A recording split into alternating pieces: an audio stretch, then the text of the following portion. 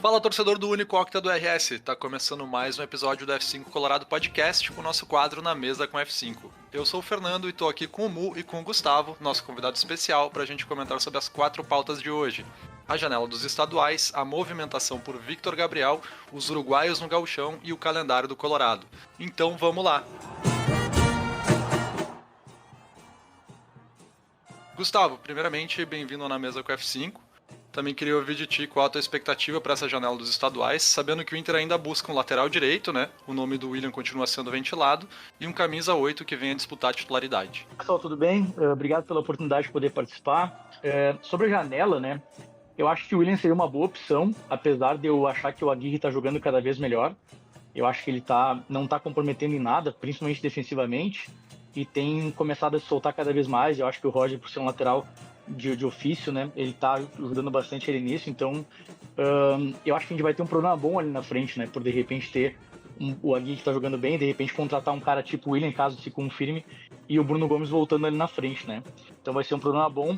Eu gostaria muito que fosse o William, porque eu sou muito fã dele, gostaria muito que ele tivesse voltado quando ele tava treinando aqui no Beira-Rio para se recuperar. Mas vamos ver, né? Vamos ver como é que vai ser. Eu espero que isso se confirme. Eu não sei a quantas anda isso, né?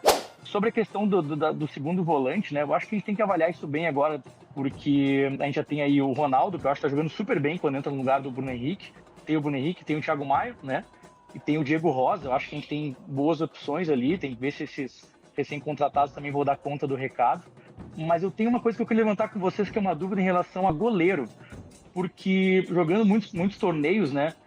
E tendo só o Anthony e o Rocher, porque estão especulando que vai sair o Ivan, eu acho que eu ficaria um pouco preocupado se o Ivan sair. Eu não sei o que vocês acham sobre isso, porque eu acho que o Rocher é convocado com frequência, e aí de repente, quando o Rocher for convocado e o Anthony jogar, quem é que vai ficar de reserva dele caso aconteça alguma coisa? Então, eu acho que eu pensaria um pouco nessa questão do goleiro também. Esse levantamento do goleiro é realmente muito válido, né?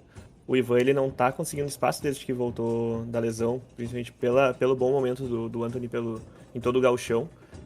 Eu, honestamente, fico bem confiante de ter ele no banco ali para Libertadores, ou ter ele como titular em boa parte do Campeonato Brasileiro.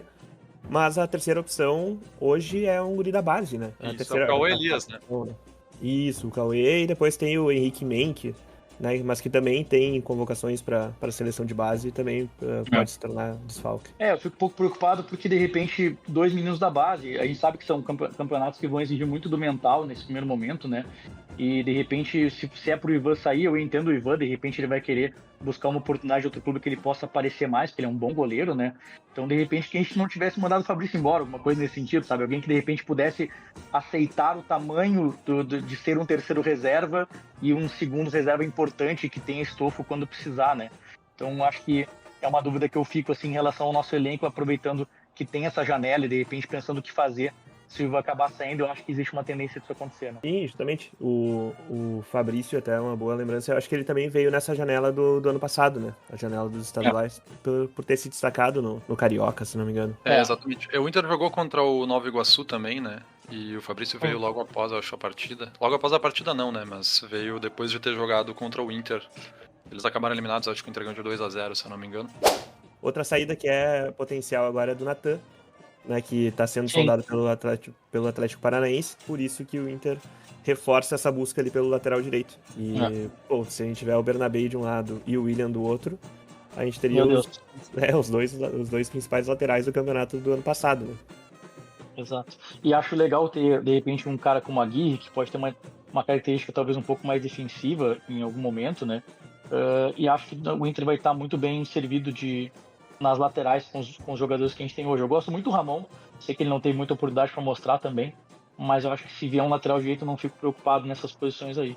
Eu tenho gostado bastante do Aguirre também, eu comentei já algumas vezes, pra mim ele é titular absoluto hoje, inclusive caso o Bruno Gomes volte, né? Inclusive antes da lesão do Bruno, tava com uma especulação de que ele talvez fosse pra Fiorentina e tudo mais, então eu acho que o Aguirre é uma boa reposição, mesmo vindo o William ou não, eu não tiraria ele do time titular.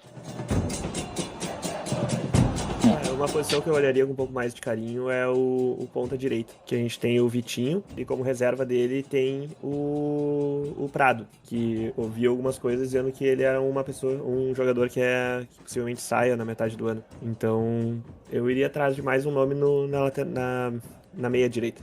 Na extrema? Na extrema, exato.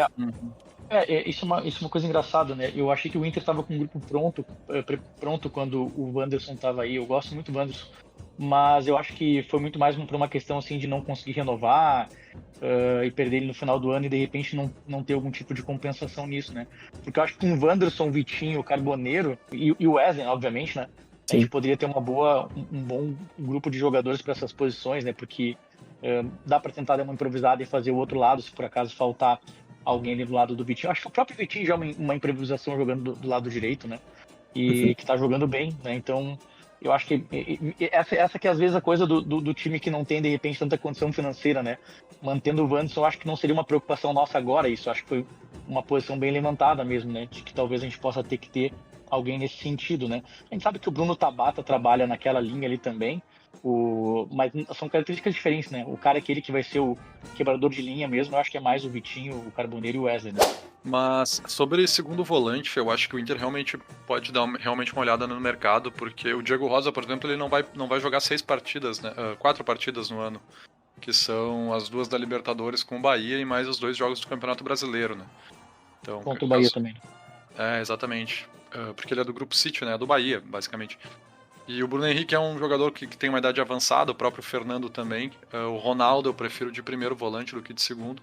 Daí ficaria com só mais o Maia, né? Eu acho que para grupo o Inter precisa mais um jogador nessa posição. E o principal é que a gente não sabe se o Maia vai ficar ou não também, né?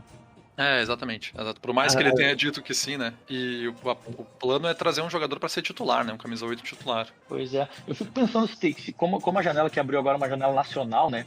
Eu fico pensando se tem algum jogador que viria para ser titular e que algum clube aceitaria negociar, né? Porque eu acho que esses jogadores titulares dificilmente vai conseguir tirar de algum lugar, a não ser que a gente tenha que colocar um valor considerável de dinheiro que não é muito a nossa realidade, né? Então, não sei se tem algum nome em mente, assim, que entre nessa realidade de ser uma realidade nacional, que é a janela que abriu, e que, de repente, a gente possa aproveitar melhor. Acho que é só um jogador em gancho, eu acho, para tentar, de repente, conseguir de algum lugar, né? Um nome que surgiu também no radar, ainda na janela anterior, foi a do Igor Gomes, lá do Atlético Mineiro, que eu acho que ele faz a posição de um camisa 8, mas como disputar titularidade eu já acho um pouco mais mais difícil, vamos dizer assim. Ele é um jogador bastante criticado lá no Galo. E também quando o nome dele apareceu no noticiário, também não foi muito bem recebido, assim, Não empolgou muito, né? Não empolgou. Eu concordo.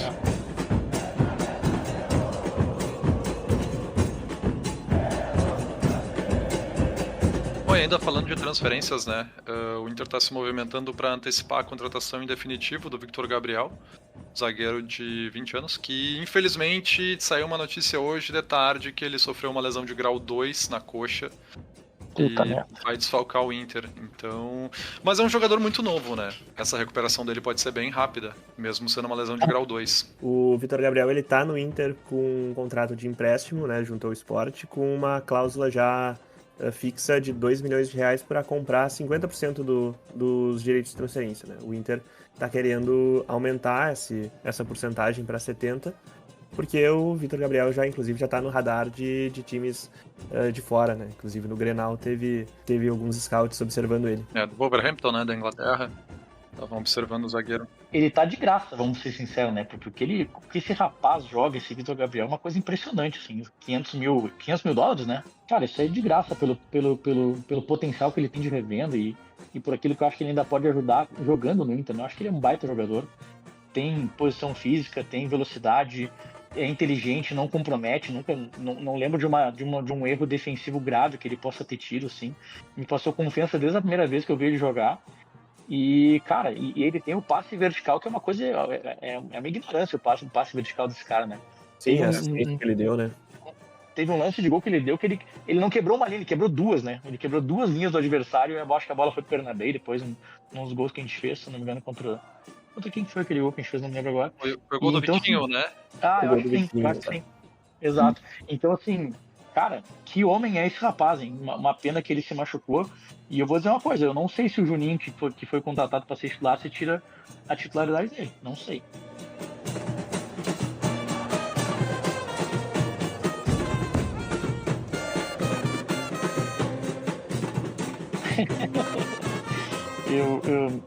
Primeira vez que eu escutei isso, eu achei estranho essa questão toda de misturar assim, Uruguai com Rio Grande do Sul, né? Não é um país com outro, é um país com um estado, né? Uma coisa meio estranha assim. Mas pelo que eu entendi das informações mais recentes que saíram na mídia, que seria uma movimentação muito complexa para participar de um campeonato oficial, né? Talvez aquele tipo de campeonato não oficial de pré-temporada, assim, uma coisa assim, faça até mais sentido, seja mais possível, né? Mas pelo que eu entendi das federações aí, tipo, os caras têm que se vincular na outra, ia ser uma confusãozinha para isso aí sair do papel. É uma burocracia bem complexa, realmente, mas eu sinceramente acredito que a CBF e principalmente a FGF podem contornar isso, né? Porque, principalmente a FGF, eu acho que deveria se importar mais, porque valoriza muito o Campeonato Gaúcho. Tá? Tu tem uma possibilidade, inclusive, de TV, de vender para 70% do Uruguai, né? Porque Peñarol e Nacional é aproximadamente, acho que até mais do que isso, de torcida que eles têm no Uruguai. E tu acaba valorizando muito mais o teu produto, né? São duas equipes gigantescas na América do Sul. E eu tava vendo uma entrevista do presidente do Peñarol, que ele comenta que para eles também, esportivamente, é muito bom.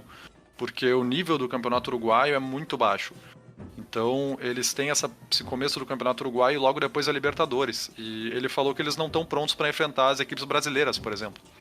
Então, para eles disputar já desde o começo com o Inter, Grêmio, até o Juventude, que está na Série A também, é uma equipe competitiva, seria muito bom esportivamente. E pra gente também, né? Com certeza. Esse é um momento muito bom também dessa especulação, porque, cara, a gente ficou o gauchão inteiro se perguntando se vale a pena jogar o gauchão, né?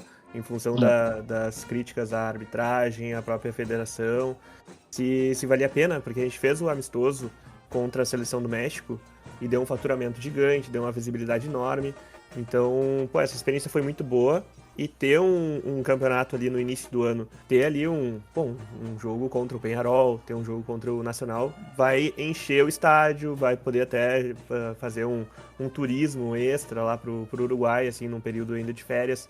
Eu vejo como muito positivo isso.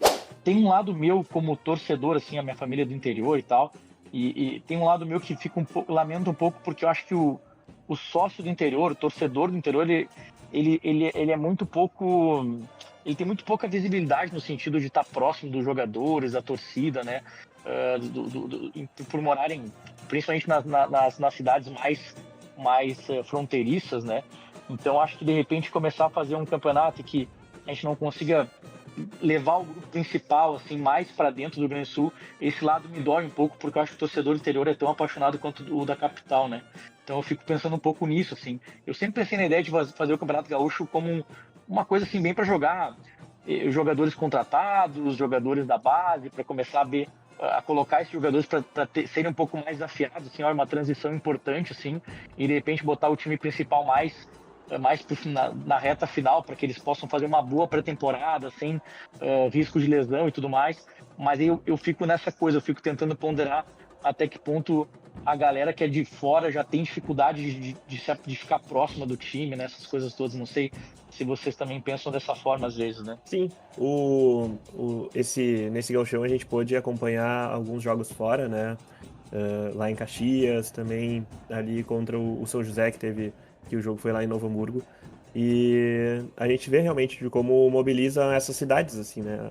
Esses jogos contra a dupla. Mas também a inserção desses dois times, ou de outros times do Uruguai nesse campeonato, também mobiliza de outras formas, né? Não vai ser não serão só 2 jogos. Terão pelo menos 4 grandes times visitando essa cidade, sabe? Tu vai poder ver um jogo do Inter, e depois tu vai poder ver um jogo do Nacional e do Peñarol lá em Caxias, ou então em Rivera, sabe, para trazer também o pessoal do Uruguai mais para próximo. Então, Porque realmente, o campeonato uruguaio é muito fraco. No último podcast, o Fernando, inclusive, trouxe, né? Lembrou que o Guarani de Bagé enfrentou o Cerro Largo, que é o sexto colocado do campeonato, e meteu Deu de 5 5 a 0, né? cara. Exato.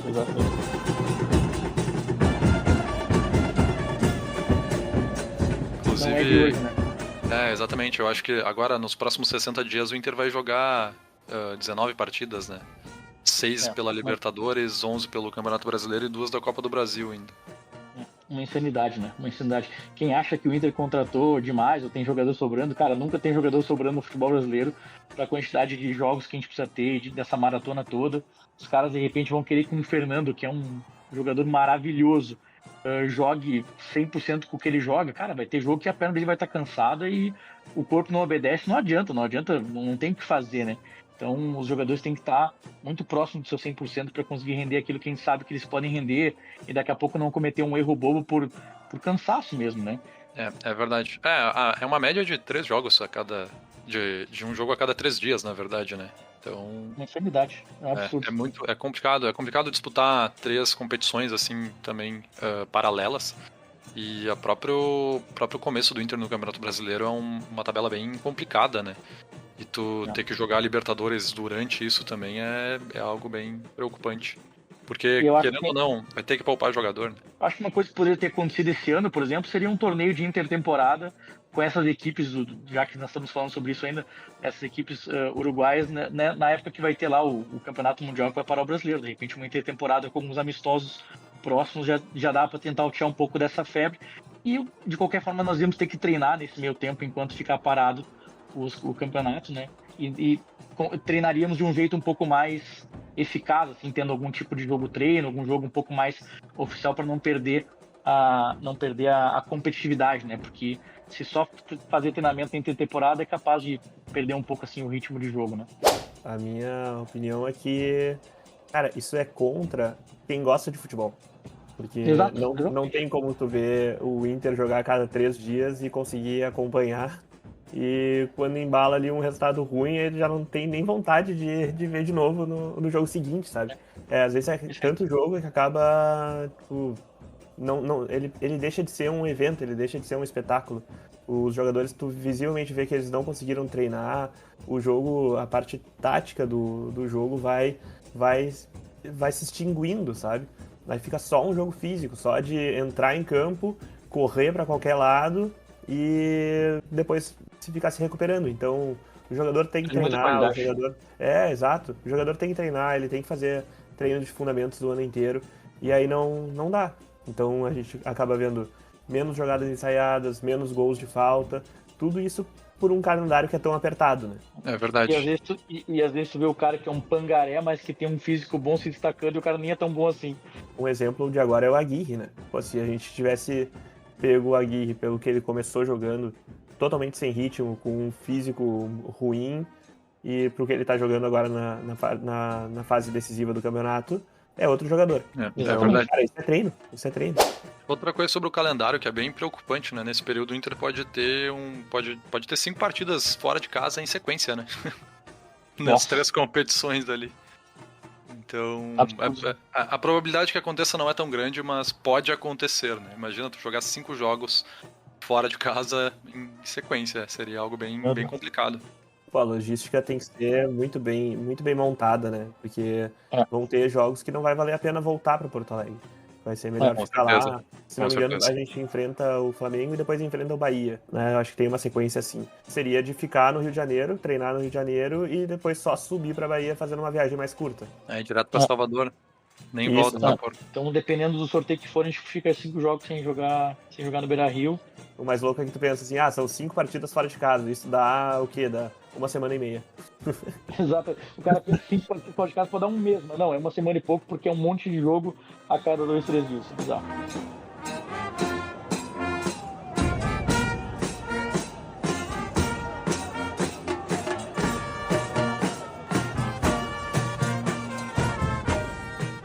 Pessoal, lembrando que os adesivos do F5 Colorado em parceria com a gráfica Mi24 estarão sendo distribuídos gratuitamente no pré-jogo de Inter e Cruzeiro no Beira-Rio pelo Campeonato Brasileiro.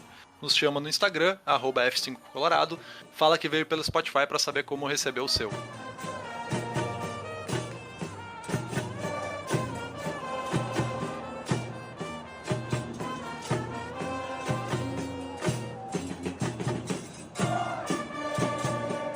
O F5 Colorado Podcast é uma iniciativa que conta com o apoio da Dali Inter, operador de telefonia móvel oficial do Esporte Clube Internacional. Vamos!